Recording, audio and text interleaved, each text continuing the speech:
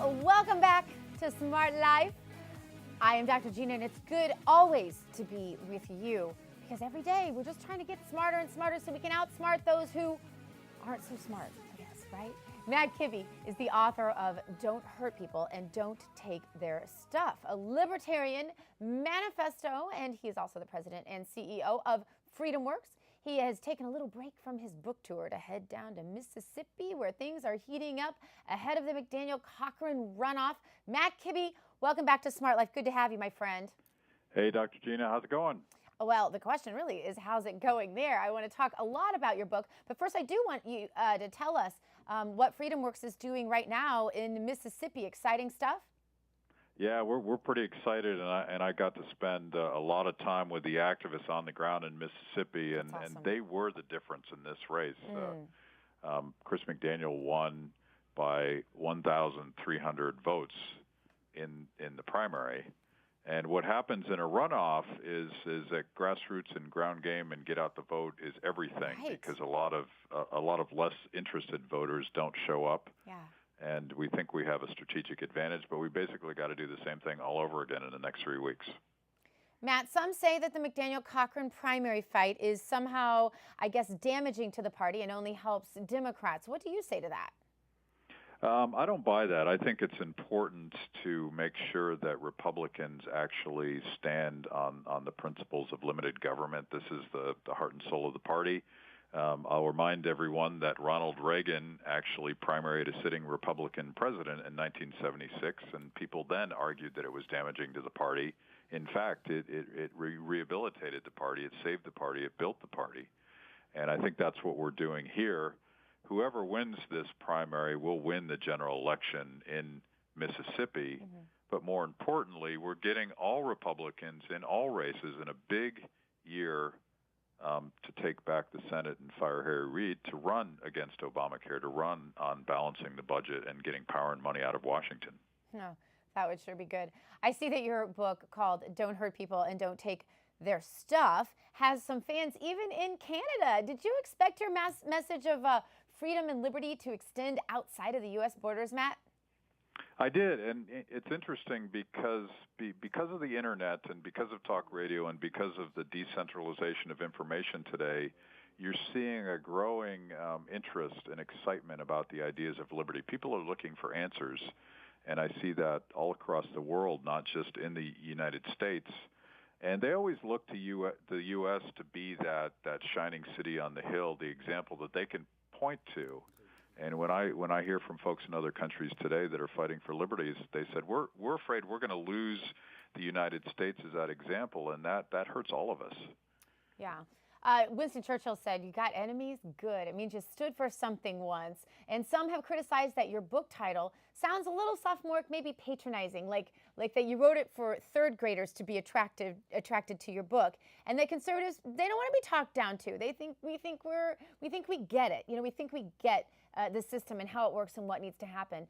Some even say that that's how the statists speak, you know, and sound bites to their useful idiots. And I just want to give you a chance to respond to those critics.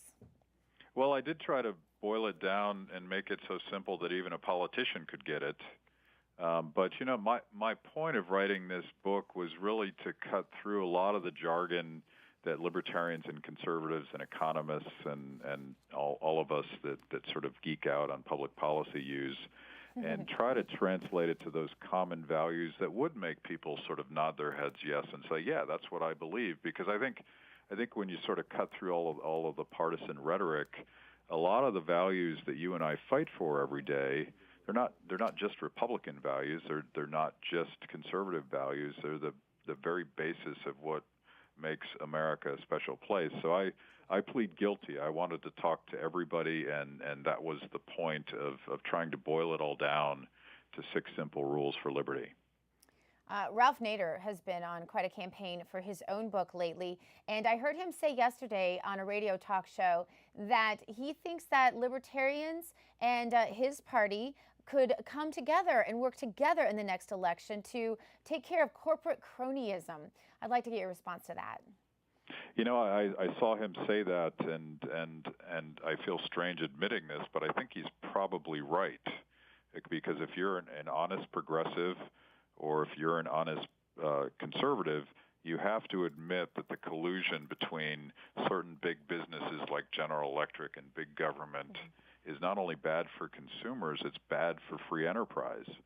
And there's something about Washington, D.C. We've sort of reached this tipping point where certain CEOs think that it's a better business investment to hire a lobbyist in Washington. That's bad for capitalism. That's bad for American enterprise, and it really disenfranchises the voters who are, in fact, the shareholders in this country.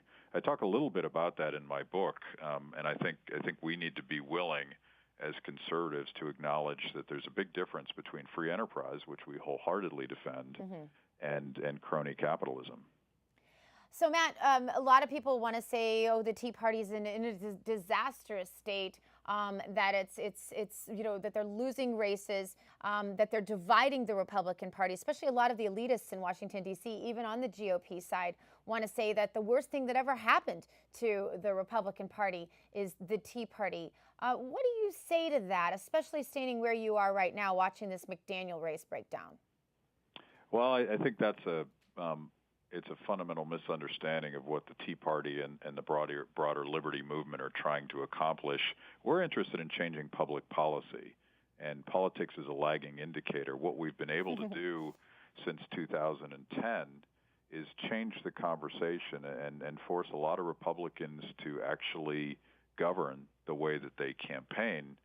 And I would argue, which should be an obvious point, that there would be no Republican speaker in the House but for the Tea Party's work in 2010.